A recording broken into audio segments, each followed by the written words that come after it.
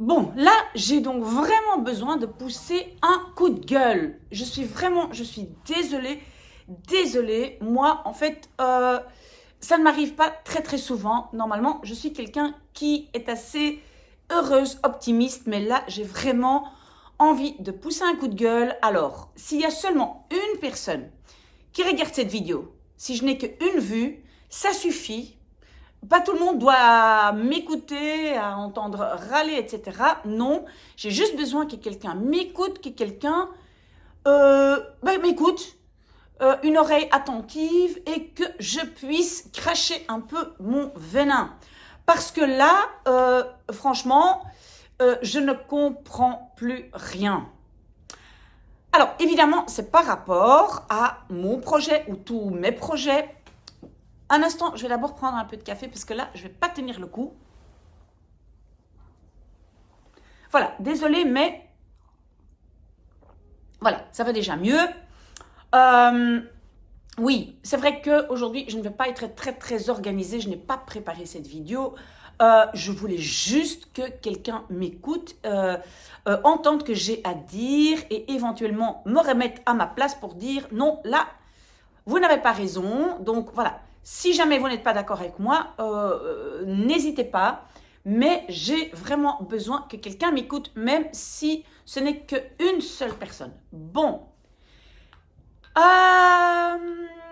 Alors donc, comme vous le savez, j'avais déjà demandé des subsides de la Fédération Wallonie-Bruxelles parce que, donc c'est pour l'accrochage scolaire, j'avais déjà expliqué ça. Je fais beaucoup de choses pour accrocher les jeunes, on va dire à leur école ou à l'enseignement, au fait d'obtenir un diplôme. Et donc, je reçois tout le temps des demandes des jeunes. Madame, est-ce que vous pouvez m'aider avec ceci, avec cela? Je les aide, ils reviennent vers moi. Oh, madame, merci beaucoup, grâce à vous, j'ai réussi un examen, etc. Continuez comme ça, etc. Là, donc, j'avais demandé des subsides, justement, donc pour l'accrochage scolaire. Je n'ai pas eu de subside, rien du tout. C'est vrai qu'il y a un gentil monsieur qui m'a appelé, qui a expliqué, parce que c'est de l'argent public, voilà, ils peuvent pas faire n'importe quoi. Bon, moi je me pose quand même la question, si maintenant le public pouvait choisir, euh, est-ce que le public ne déciderait pas de m'accorder quand même, je ne sais pas, 50 euros, 100 euros, même 20 euros. Si j'avais reçu même 10 euros, il y aurait eu la reconnaissance de tout ce que je fais. Parce que encore aujourd'hui, je fais tout gratuitement. Les personnes qui travaillent avec moi, qui vérifient mes vidéos, etc., tout le monde travaille gratuitement. Toutes les personnes qui me donnent des conseils travaillent gratuitement. Et donc, oui, donc là, déjà, j'avais eu un non. Maintenant, je pense que j'avais expliqué que j'avais introduit une demande, un instant, pour ouvrir une école dans le centre de Bruxelles, et donc ce serait une école du qualifiant. C'est quoi une école du qualifiant? Donc pour ceux qui ne connaissent pas tout le système belge scolaire, alors j'explique quand même un tout petit peu, voilà, si vous n'avez pas envie d'entendre ça, mais ça peut quand même être intéressant. Vous zappez, vous skippez, vous allez plus loin, mais j'ai quand même envie d'expliquer un tout petit peu parce que donc en Belgique, et donc je vais maintenant parler de l'enseignement à Bruxelles. Donc en fait, en Belgique, on a le général, donc ce sont des gens qui étudient des études avec beaucoup de cours généraux et qui normalement, après ça, doivent aller faire des études supérieures parce que le diplôme, en tant que tel, oui, a une valeur, bien évidemment, mais normalement, on n'a pas vraiment un métier, il n'y a pas quelque chose de bien spécifique qu'on sait faire. Donc, très souvent, ces gens-là, ils font des études encore supérieures. OK. Alors, à côté de ça, nous avons les écoles techniques. On a les écoles techniques, l'enseignement technique, et dans les techniques, on a technique de transition, technique de qualification. Alors, technique de transition, voilà, on peut dire, voilà, évidemment, là, c'est pas tout à fait correct, mais c'est plus ou moins comme le général, on a un peu plus de cours pratiques, mais normalement, ça s'appelle de transition, donc ça veut dire que normalement, après aussi, on va encore faire des études. Alors donc, on a les techniques de qualification. Et là, déjà, donc, les élèves, ils ont plus ou moins par semaine 16 heures de qualification. Et c'est quoi une qualification? C'est que on va, à la fin de la 6e, quand même déjà être qualifié en quelque chose. On peut, par exemple, devenir assistant comptable, on peut devenir technicien informatique, etc. Donc, voilà, il y a plein d'options. Mais on peut dire qu'ils ont déjà, à la fin de leur 6e secondaire, ils ont déjà une qualification et ils peuvent déjà aller travailler. Et puis, on a, donc, en 3e lieu, parce que donc on a général technique et puis on a les professionnels. Et les professionnels en secondaire, ils doivent faire 7 années au lieu de 6. Et comme le nom le dit, voilà, c'est donc, ils apprennent déjà une profession. Et moi, j'ai rencontré des gens qui m'ont contacté, parfois rencontré de façon virtuelle, parfois j'ai rencontré les gens vraiment en personne. Parfois, il y a des classes entières qui m'ont demandé, qui m'ont demandé de les aider pour quelque chose, parce qu'ils n'ont plus de prof de je ne sais pas quoi, par exemple de néerlandais pendant des semaines et des semaines. Et qui m'ont contacté pour les aider. Donc, j'ai eu un contact, par exemple, avec des futurs électriciens, des futurs mécaniciens, des futurs aides-soignants, etc., etc. Bon, d'ailleurs, en fait, il y a des gens des 3 options, on va dire, c'est pas vraiment une option, mais des 3 filières, si on veut dire, donc général, technique et professionnel qui m'ont contacté et que j'aide tous les jours. Alors, comment? Je sais que, voilà, je dévie un tout petit peu et je n'arrête pas de m'interrompre moi-même. Voilà, j'essaye quand même de ne pas trop dévier et m'interrompre moi-même, mais quand même, je dois donner quelques explications pour que les gens comprennent pourquoi, voilà, je pousse un coup de gueule. Un instant. Voilà. Et donc, comment ça se passe souvent en Belgique, donc on va dire dans l'enseignement francophone, parce que pour ceux qui ne le savent pas, à Bruxelles, on a l'enseignement francophone, mais on a tout ça la même chose aussi de la communauté flamande, donc en néerlandais. On a tout ça, on a ça en français et en néerlandais. On a les deux. Moi, maintenant, je parle parce qu'en fait, moi, j'ai fait ma demande à la Fédération Wallonie-Bruxelles. Ok. Alors, c'est quoi le problème en Belgique? C'est que on ne choisit pas vraiment, je vais aller dans le général, est-ce que je prends technique, professionnel? Très souvent, pas toujours, mais très très souvent, c'est juste un système de cascade, c'est-à-dire, je commence dans le général et si vraiment c'est trop difficile, voilà, je fais technique de transition, technique de qualification, professionnel, etc. Ça, c'est pas le but. Ça, c'est pas le but. Mais en Belgique, très souvent, c'est comme ça. Et bon, mais je vais pas expliquer tout ça. Mais souvent, c'est lié aussi au fait que ces élèves qui savent pas suivre dans le général, souvent, ce sont des élèves aussi qui n'ont pas, par exemple, le français, la langue de l'école, comme langue maternelle. Donc, ils savent pas suivre, pas forcément parce que ils sont pas bien dans cette filière, mais simplement parce qu'ils ne parlent pas bien cette langue. Pourquoi? Parce qu'ils viennent d'un autre pays. Ils viennent d'un autre pays, ils ont une autre langue maternelle, que ce soit déjà que les parents soient déjà là depuis longtemps, etc., ou que ce soit des immigrés qui sont beaucoup plus récents. On pense par exemple aux Ukrainiens, etc. Mais bref, ok. Donc ça, c'est un peu le système. Alors, qu'est-ce que moi j'ai demandé? Qu'est-ce que je voulais? Je voulais justement ouvrir une école du qualifiant, donc ça veut dire les techniques de qualification et les professionnels, parce qu'ils ont aussi ce qu'on appelle une qualification. Et je voulais ouvrir une école au centre de Bruxelles. Et au milieu de cette école, il y aurait comme on va dire, cafétéria, un réfectoire, je ne sais pas comment vous appelez ça. On peut dire un café, même on peut dire une petite brasserie à l'intérieur de l'école. D'abord, parce que de telle sorte l'école gagne peut-être aussi un tout petit peu d'argent, parce que dans mon projet, l'école se sponsoriserait, on peut dire, pour une partie soi-même, au moins à terme. D'accord? Et alors, dans cette brasserie, non, on ne va pas dire une brasserie, on va dire café, dans ce café, dans l'école, on pourrait aussi accueillir des gens, des adultes, parce qu'il y a beaucoup d'adultes aussi qui suivent mes vidéos, qui regardent mes vidéos, qui suivent ma chaîne YouTube. Donc, en fait, on pourrait aussi avoir des adultes qui ont envie d'avoir des conseils pour apprendre mieux une langue. D'accord? Et donc, aujourd'hui, je fais tout ça par mail. Parfois, je le fais en commentaire des vidéos, mais il y a quand même beaucoup de gens qui m'envoient des mails, madame, comment faire, etc. Mais j'ai aussi beaucoup de demandes, des gens qui disent, mais madame, est-ce que je peux vous voir en réalité, donc dans la vie réelle, est-ce que je peux vous parler, est-ce que vous pouvez me donner des cours privés, etc.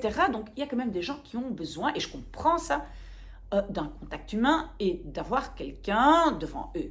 Donc, je comprends ça, et donc moi, je me suis dit, mais c'est parfait, c'est idéal, parce que ces gens que nous, on va aider, parce que l'idée est toujours d'aider les gens gratuitement. On peut aider les gens gratuitement, peut-être eux peuvent être des bénévoles pour notre ASBL, pour, je ne sais pas, encadrer les jeunes, un jour, 2 jours, enfin je ne sais pas. Ils peuvent aussi consommer dans notre, on va dire, petit café, et comme ça, l'école peut avoir un peu plus de sous. Bon, cette idée, voilà. Alors, une autre raison pourquoi moi, je voulais vraiment un café à l'intérieur de l'école, c'est pour aussi donner un job aux élèves qui ont envie de travailler. Parce que qu'est-ce que moi, j'ai vu un peu autour de moi. Et donc, je dois te dire aussi que, donc, moi, en fait, moi, je n'ai pas du tout une carrière dans l'enseignement, mais je parle beaucoup avec des élèves qui sont à l'école, je parle avec des professeurs, j'essaye de découvrir un peu ce paysage, hein, parce que, donc, au départ, je ne suis pas du tout professeur, je suis en fait ce qu'on peut appeler une, si vous voulez, une entrepreneuse, hein, donc c'est-à-dire que moi, j'ai des activités en tant qu'indépendante dans des domaines un peu variés. Mais bon, ça, c'est une autre chose. Je vais essayer d'arrêter de m'interrompre tout le temps. Mais donc, j'ai eu beaucoup de contacts avec des élèves. Et donc, qu'est-ce qu'on voit dans la réalité? Ces élèves qui ont besoin de travailler, parfois juste pour avoir un peu plus de gadgets eux-mêmes, mais pas toujours, hein. Il y en a plein qui doivent aider à entretenir le ménage, ramener de l'argent pour acheter à manger, etc. Parce que bon, on doit quand même comprendre que pas tout le monde, d'abord, a la chance d'avoir une belle vie, pas tout le monde a pu développer une carrière, etc. Donc, il y a beaucoup de jeunes qui doivent travailler. Alors, qu'est-ce que moi j'ai vu dans la réalité? Et il y a des jeunes avec qui j'ai un contact presque permanent et qui me le disent. Et, voilà, écoutez, madame, nous, on ne peut pas aller tout le temps à l'école parce qu'on a des boulots. Parfois, moi, donc je pense à quelqu'un qui s'appelle Mohamed qui me dit, mais moi, par exemple, je suis gardien de nuit. Eh bien, parfois, moi, je suis juste trop fatiguée pour aller à l'école. Quand je vais à l'école, je m'endors sur mon banc. Et voilà, parfois, je suis tellement fatiguée, je demande à mon médecin un certificat. Et on peut, moi je pense, mais voilà, j'ai aussi vu un reportage là-dessus, sur le fait qu'il y a quand même pas mal de médecins qui donnent des certificats pour des gens qui ne sont pas vraiment malades. Mais bon, ça c'est un autre problème. Mais le résultat c'est quoi? C'est que ces élèves, déjà, ne sont pas à l'école. Et c'est vrai, ils ont des certificats et on ne peut rien faire parce qu'ils sont officiellement en maladie. Oui, mais en fin de compte, ils n'ont quand même pas eu tous ces cours. Hein?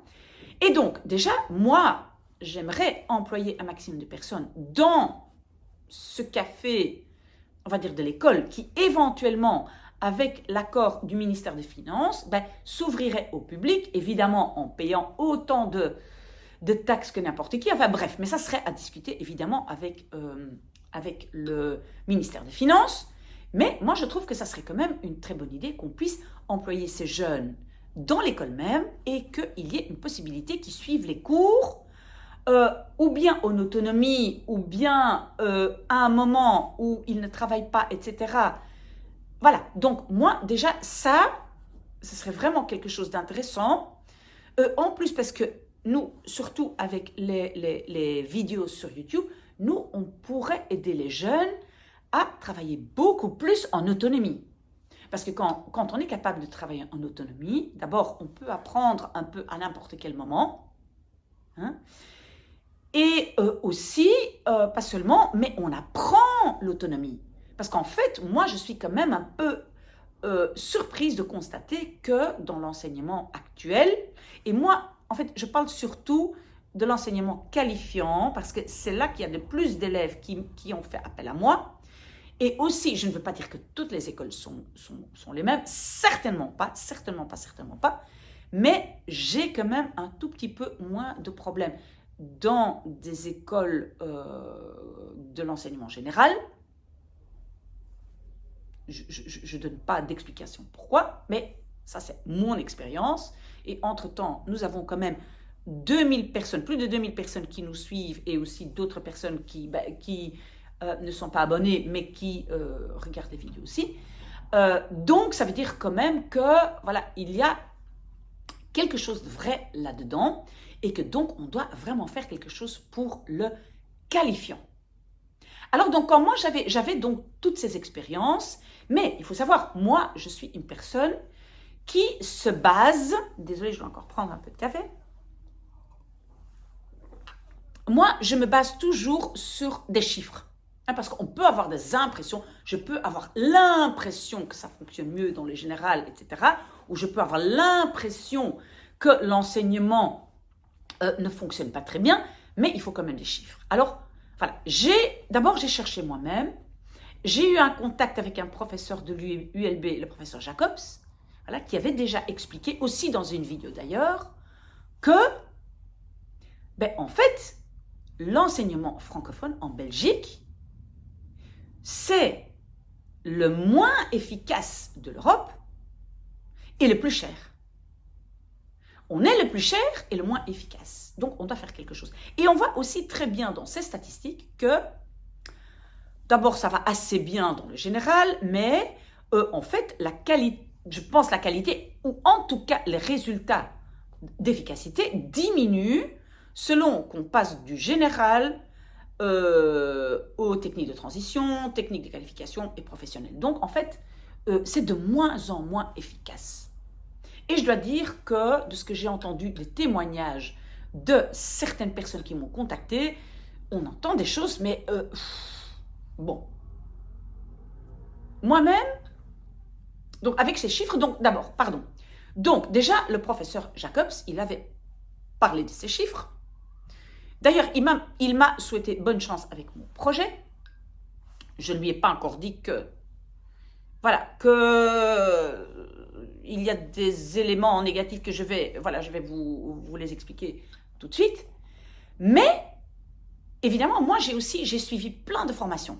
Parce que si on veut pouvoir gérer une école, on doit être préparé. Donc, moi, j'ai suivi beaucoup de formations.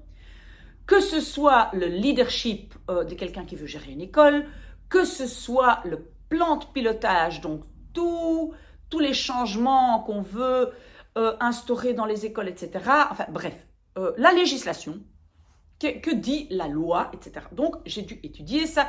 J'ai fait ça à la IFC, qui est l'Institut de formation permanent de carrière, le CC Carrière. Voilà, mais en tout cas, donc c'est un organe officiel. Et donc, j'ai suivi tout ça. Et ce qui est incroyable, c'est que donc, quand on a commencé à parler du plan pilotage, je n'ai pas besoin d'expliquer ça, mais donc, en bref, c'est un peu ce qu'on veut faire dans les écoles, mais ça va prendre beaucoup de temps. Et j'ai déjà compris que certains plans de pilotage, bref, bon, peut-être une autre vidéo. Mais donc, là aussi, on vous montre les chiffres, et les mêmes chiffres donc que le professeur Jacobs, qui disent que l'enseignement francophone est cher, n'est pas efficace. D'accord? Ok. Donc ça, Ce sont des constats, tout le monde est d'accord là-dessus. Alors, pour dire qu'est-ce que moi, parce qu'en fait, moi, donc, je suis donc ce qu'on peut appeler une entrepreneuse, donc je suis indépendante, je représente une entreprise, une SPRL, etc. Enfin, bref, j'ai beaucoup d'activités et n'ayez pas pitié de moi, moi j'adore ça, j'adore travailler, j'adore, mais pourquoi je disais ça maintenant? Vous voyez, je n'arrête pas de m'interrompre moi-même et je ne sais même plus pourquoi je disais ça. Ah oui, oui, je sais. Donc, en fait, je vois un peu le monde privé. Donc, j'ai beaucoup de contact avec le monde privé. Et qu'est-ce qu'on voit? On voit que il y a énormément de jobs, mais nos jeunes, et maintenant je parle surtout de Bruxelles, parce que moi, j'ai surtout regardé Bruxelles, parce que je voulais une école à Bruxelles. Alors, qu'est-ce qu'on voit? D'abord, les jeunes ne parlent pas les 3 langues que l'Europe dit, voilà, ou l'Europe conseille. Donc, idéalement, pour trouver facilement un job, on parle en Belgique ou au moins à Bruxelles, français, néerlandais, anglais. Et alors, on voit que quand on va dans le général, voilà, ça va, c'est bien. Alors, technique des qualifications professionnelles, mais voilà, les jeunes ne parlent pas les 3 langues. Et parfois aussi, quand on creuse la façon dont ils ont eu cours, souvent, on ne fait pas suffisamment la différence entre la façon d'enseigner dans le général et puis dans le technique de qualification, enfin, on va dire le qualifiant pour avoir facile, dans le qualifiant.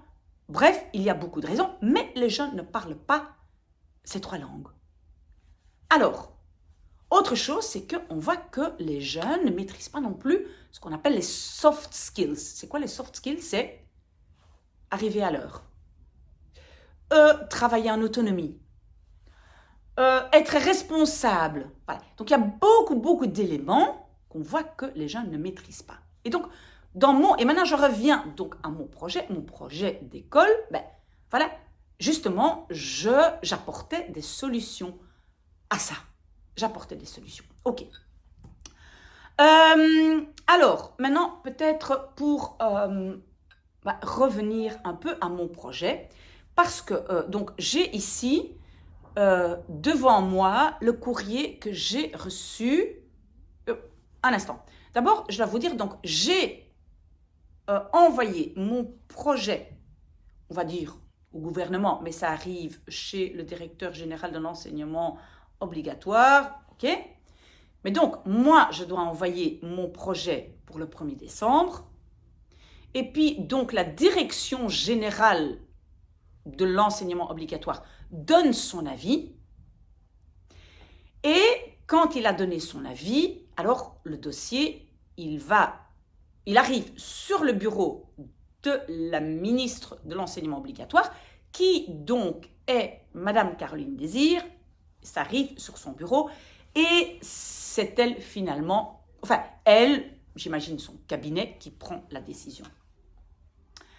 Alors, donc avant que j'ai reçu la réponse dont je vais vous parler, moi j'avais déjà envoyé un message à Madame la ministre pour dire, écoutez, j'ai quand même, donc j'avais envoyé un mail, j'ai quand même un tout petit peu peur que mon dossier, il disparaisse dans d'autres dossiers, parce que je sais que la ministre, elle est particulièrement occupée, elle a énormément d'activités. Donc moi, j'avais un tout petit peu peur que ce dossier, il disparaisse entre d'autres dossiers et que ce soit non parce qu'il n'était pas suffisamment visible. Donc j'ai envoyé un mail et j'ai dit, chère Madame la ministre, moi, je serais très contente si je pouvais en quelques minutes, ou de façon virtuelle, ou vraiment en venant dans votre cabinet, expliquer mon projet en quelques minutes pour expliquer pourquoi ce projet est intéressant, et pour vous, pour le ministère, et pour moi, et pour les jeunes. D'accord? Parce que pour moi, simplement, parce que j'ai un besoin incroyable d'efficacité.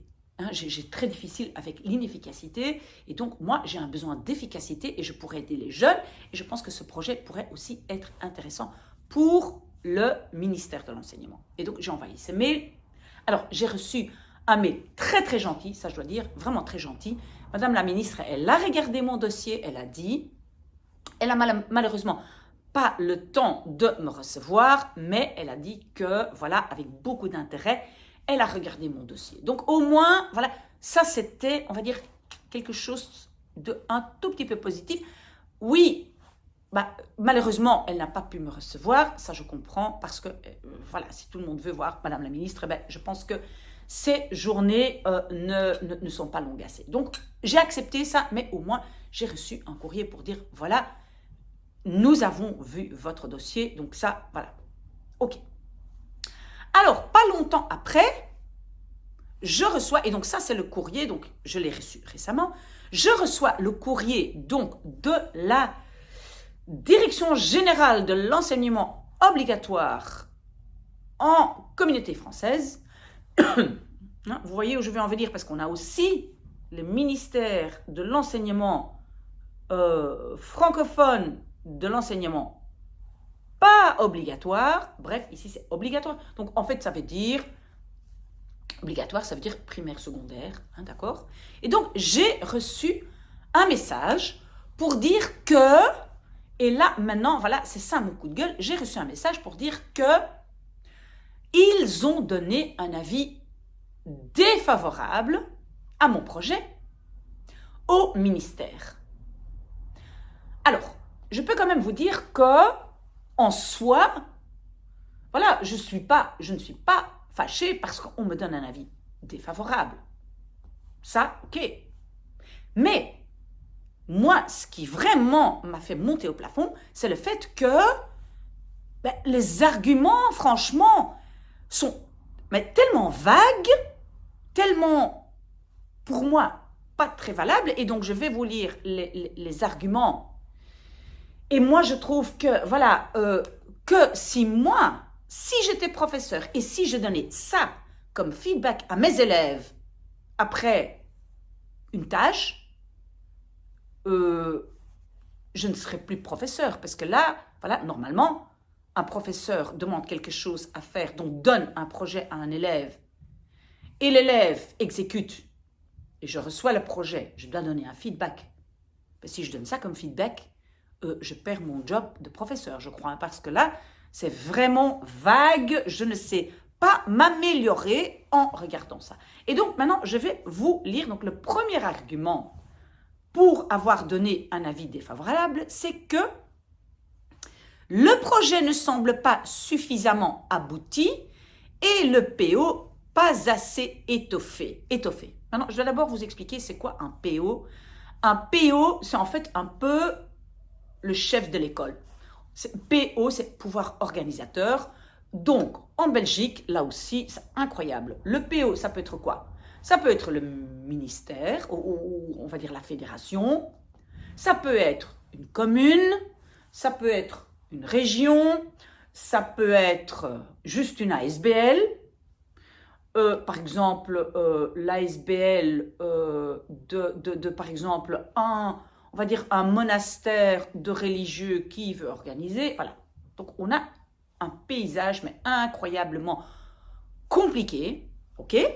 Et donc, le PO, c'est donc, on va dire, le chef du directeur ou de la directrice de l'école. Et donc, pour moi, ce serait mon ASBL que j'ai créé, une ASBL que j'ai créée justement, voilà, pour pouvoir faire la demande d'ouvrir une école. OK.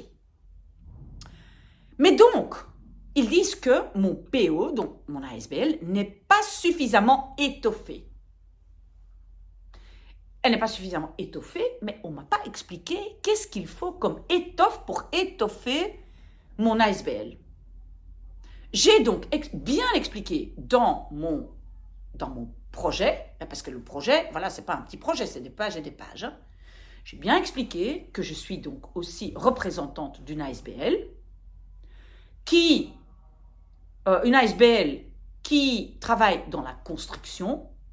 D'ailleurs, notre ASBL travaille aussi dans des écoles et fait des travaux dans des écoles, parfois des travaux de sécurisation. Et je vais vous raconter quelque chose qui est assez incroyable, c'est que moi, comme je représente cette SPRL, j'ai déjà, moi, été à des inaugurations de bâtiments d'école où Madame la ministre était présente. Et donc, que voilà, il y avait une réception, voilà, et tout le monde est là. Mais moi, je n'ai pas essayé de parler à Madame la ministre et dire « Attention, Madame, moi aussi, j'ai, voilà, un projet, s'il vous plaît. » Non, non, non, non, non. J'ai jamais voulu faire ça. Et parfois, je me dis « Est-ce que peut-être j'aurais dû ?» Hein? J'ai toujours... Parce qu'en fait, moi, je veux juste qu'on choisisse mon projet parce qu'il est intéressant et pas parce que moi, j'ai pu parler personnellement à quelqu'un. OK? Donc, voilà. Mais donc, je représente cette SPRL qui serait responsable pour un éventuellement bâtiment, hein, qui peut un peu gérer des travaux s'il y en a à faire, ou voilà, parce qu'il y a quand même, il y a beaucoup pour ouvrir une école, il y a quand même pas mal de conditions pour que le bâtiment soit sécurisé, etc., etc. Voilà, donc, OK. Est-ce que je dois étoffer mon ASBL avec déjà des futurs professeurs? Parce que j'ai déjà plus ou moins 5 professeurs qui sont intéressés de travailler pour mon éventuelle future école. J'ai des amis qui ont des expériences dans toutes sortes de domaines qui sont intéressés. Voilà, est-ce que je dois les mettre sur une liste de mon ASBL, mais les mettre sur la liste de membres? Ça, c'est très facile, hein? Moi, je peux procurer une liste de 50 personnes demain et voilà, mon ASBL est étoffé. Mais voilà, qu'est-ce qu'il faut? Est-ce qu'il faut ça? Que veut dire le projet ne semble pas suffisamment abouti? Je ne sais pas. C'est quoi abouti? Voilà, moi, je pense que j'ai expliqué en détail dans quelle direction je veux aller.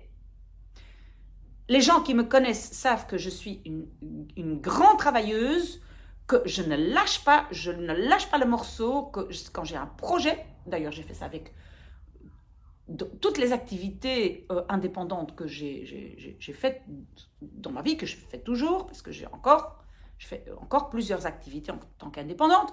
On sait que, voilà, je suis tenace, je ne lâche pas le morceau.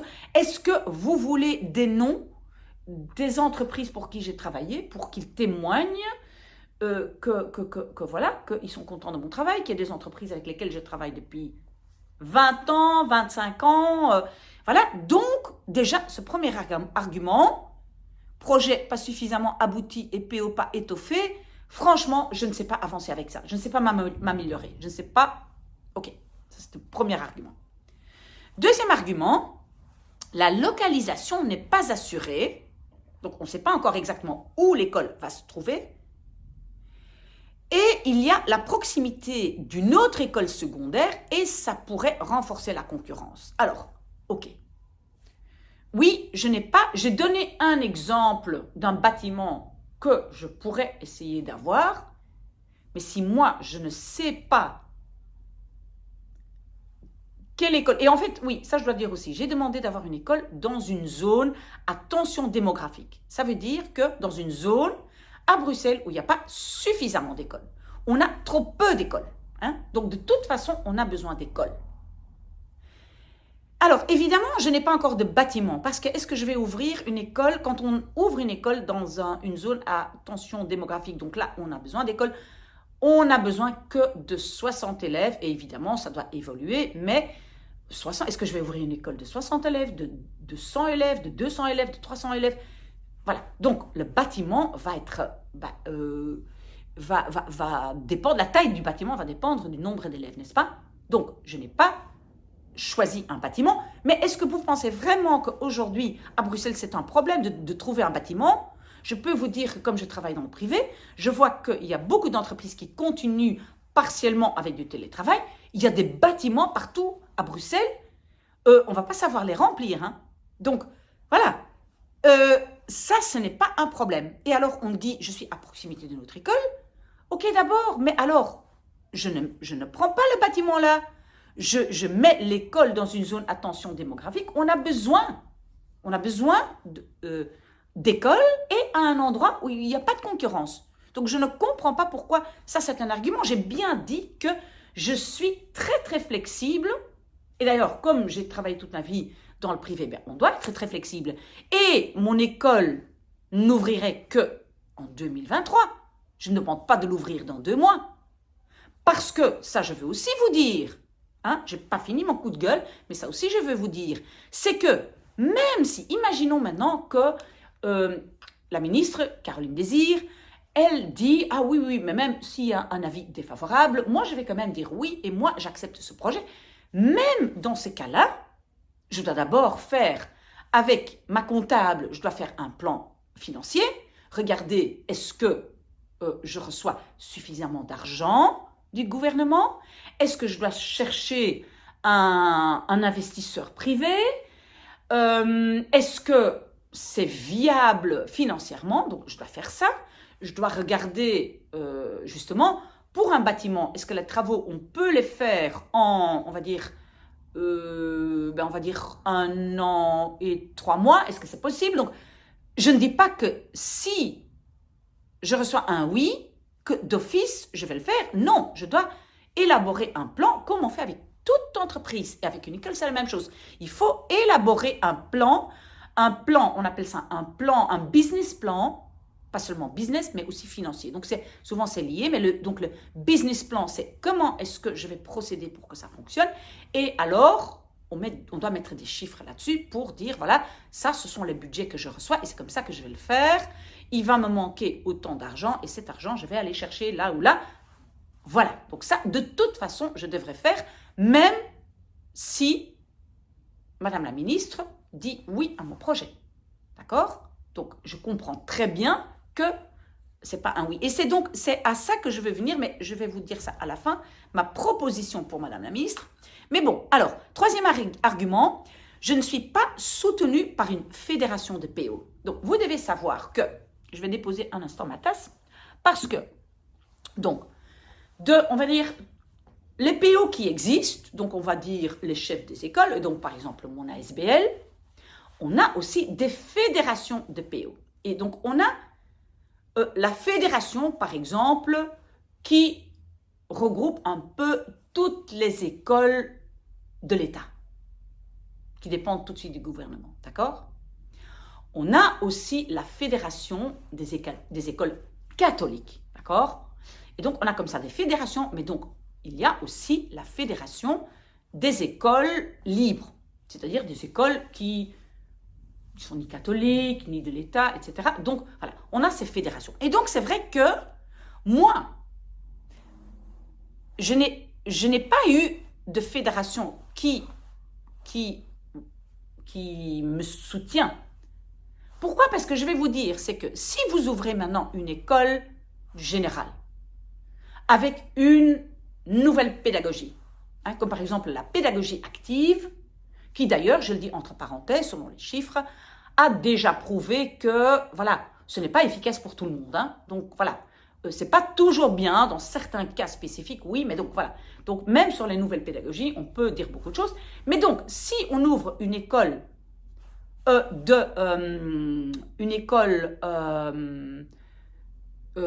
désolée, j'ai perdu un instant le fil. Je vais prendre un peu de café et ça viendra. Donc, si moi, je veux ouvrir une école du qualifiant, où déjà, en général, les parents sont beaucoup moins présents, déjà, souvent parce qu'ils ont peur, parce qu'ils ne parlent pas la langue. C'est déjà un élément que j'ai indiqué dans mon dossier. Il faut impliquer les parents, même ceux qui parlent une autre langue, parce que ce sont aussi des gens qui ont leur mot à dire et qui sont des gens intelligents, ouverts, etc. Hein. C'est pas parce qu'ils ne parlent pas la langue, mais souvent, dans le qualifiant, c'est incroyable, les parents ne sont pas très présents à l'école, parce que justement, souvent, ils ne parlent pas la langue. Donc, ça, et je reviens maintenant, désolée que je mélange tout, mais donc, déjà, pour étoffer mon ASBL avec des parents, c'est difficile aussi, parce que les parents, souvent, déjà, je n'ai pas encore fait de publicité, donc je n'ai pas encore d'élèves, donc voilà, je n'ai pas de parents, mais même si j'ai des élèves, pas sûr qu'il y ait des parents. Bref, je reviens donc au fait d'être soutenu par une fédération. Vous regardez un peu qui est soutenu ou qui soutient dans le système libre, donc ça veut dire pas catholique, pas des autorités,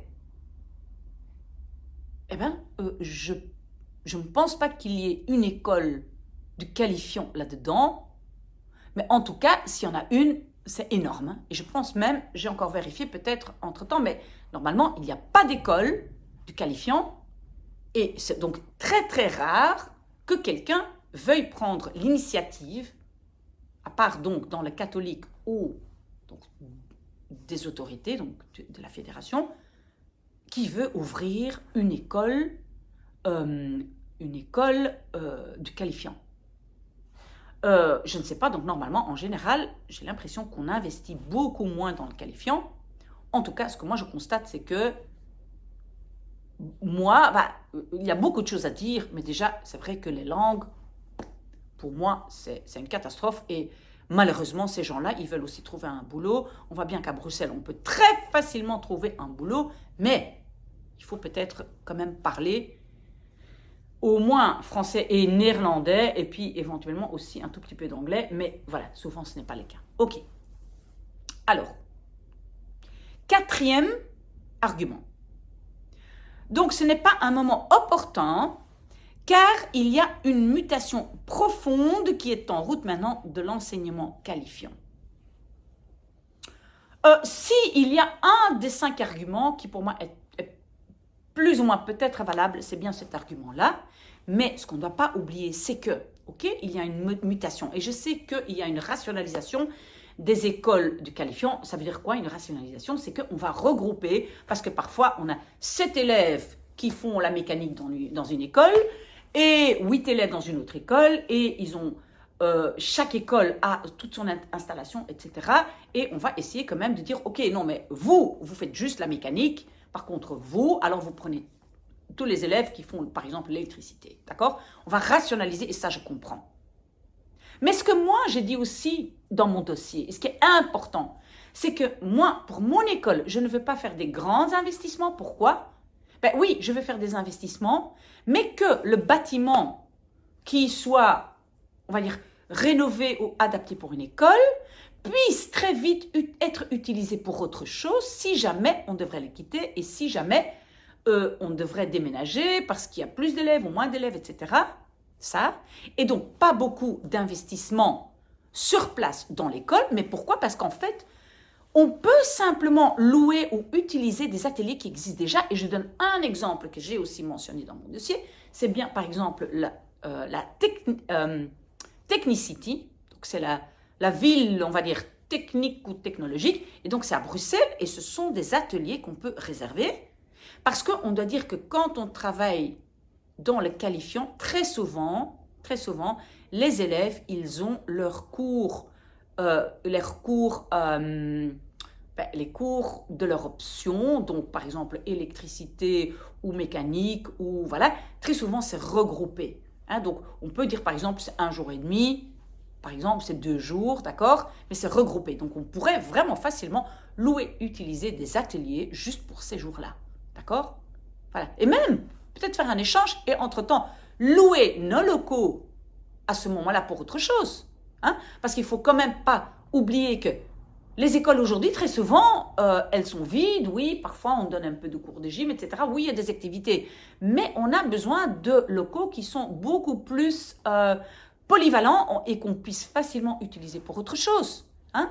Ok, mais ça c'est un autre sujet. Mais donc le seul argument pour moi qui serait un tout petit peu, on va dire, valable, ben, c'est cet élément que c'est vrai que l'enseignement du qualifiant est en mutation. Mais je peux vous dire que quand on commence, même s'il y a une toute petite école, mais on commence une nouvelle école, on peut beaucoup plus facilement instaurer des règles qu'on respecte et c'est beaucoup plus difficile de faire changer les règles. Quand quelqu'un est une fois dans une école, et je peux vous donner des exemples, mais incroyables, avant de dire ça, je peux vous dire que j'ai rencontré beaucoup de professeurs fantastiques. Fantastiques, donc je ne suis pas en train de critiquer les professeurs, pas du tout, mais je peux vous dire quand même que, voilà, il y a une possibilité de ne pas faire son boulot.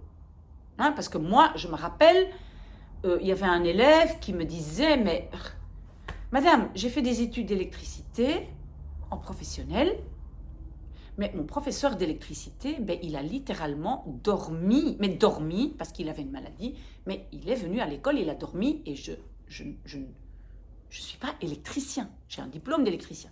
Donc voilà. Donc ça, on peut beaucoup plus facilement motiver des jeunes professeurs.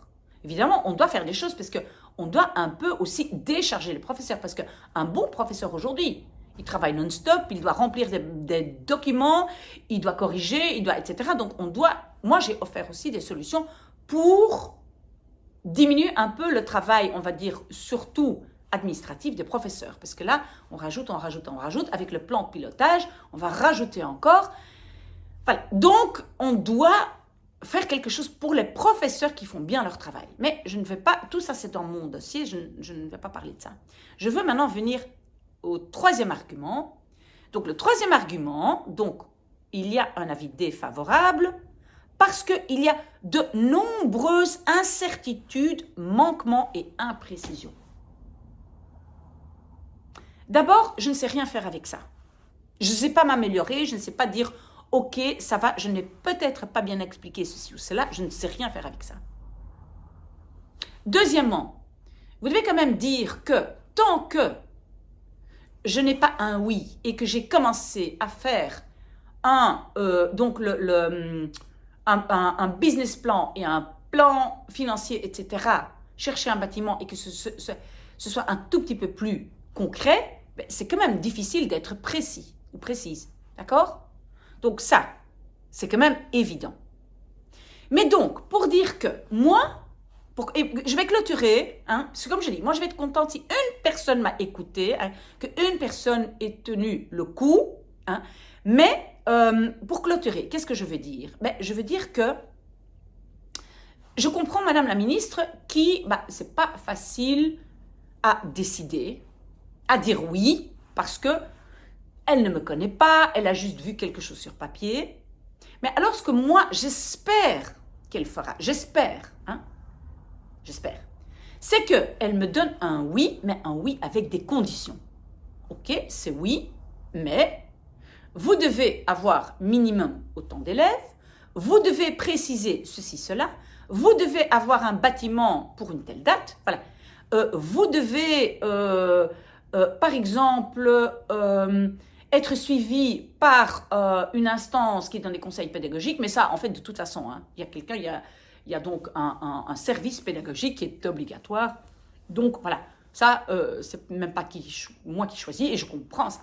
Et donc, j'espère que ce sera oui, mais un oui avec des conditions que moi, si je ne remplis pas toutes ces conditions, je vais bien ne pas faire le projet. Parce que je dois dire que ce n'est pas comme si moi je pense, oh oui, easy peasy, ça va aller, c'est évident. Non, c'est beaucoup de choses, c'est très compliqué de démarrer une école. Il y a énormément d'éléments et donc je ne dis pas que moi, de toute façon, je vais être capable. Non, je vais faire un plan, je vais regarder si ça fonctionne. De toute façon, si le business plan ne fonctionne pas, voilà, évidemment, je ne le fais pas. Mais moi, je suis bien prête à proposer, à discuter ou à montrer, à défendre ce plan dans X mois, voilà, avec quelqu'un du ministère. Je suis prête à être liée par des conditions. D'accord? Bon, la personne qui m'a écoutée, félicitations, désolée d'avoir craché mon venin. J'avais besoin de ça. J'avais besoin d'une oreille attentive pour m'écouter. Écoutez, moi, je suis ouverte à tout, hein, à des critiques, des retours négatifs, voilà. Mais pour l'instant, je dois dire que je pousse un coup de gueule parce que je n'ai aucun élément pour m'améliorer. Et alors que ça, écoutez, c'est la base de l'enseignement. La base de l'enseignement, c'est quoi? L'élève fait quelque chose, il fait une erreur, et le professeur doit bien expliquer, voilà, tu as fait ça comme erreur, et avec ça, tu peux améliorer ton niveau ou ton travail, etc.